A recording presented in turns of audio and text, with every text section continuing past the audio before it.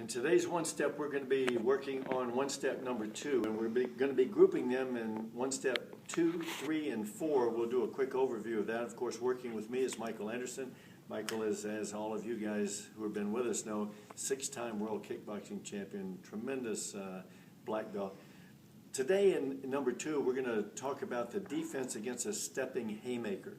Now 2, 3, and 4 work like this. I step back on number 2, I step in on number 3, I step to the side on number 3, and I step in on number 4. So it's back, side, in. That's the way I kind of remember it in my mind. Now, Mr. Anderson and I are going to be standing like this. We're going to be, in class we bow like he just tried to do with me here. And what we're going to do is we're going to start at knuckle to knuckle distance. Now for me, really in self-defense, I advise our students really to be fingertip to fingertip distance. But for these one steps, we're going to say for whatever reason, we're in here at knuckle to knuckle distance.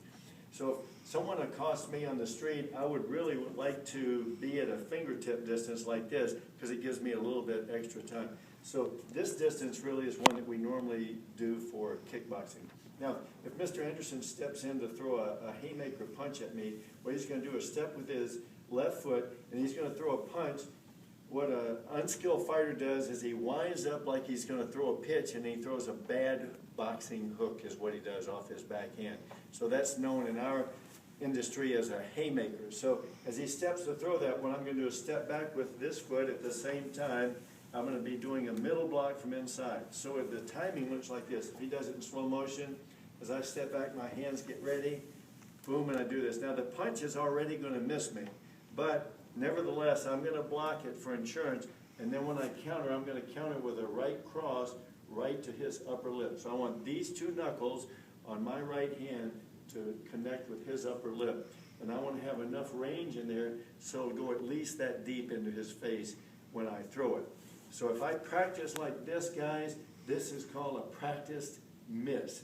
This would be like standing in a batting cage and missing pitches that come at me on purpose.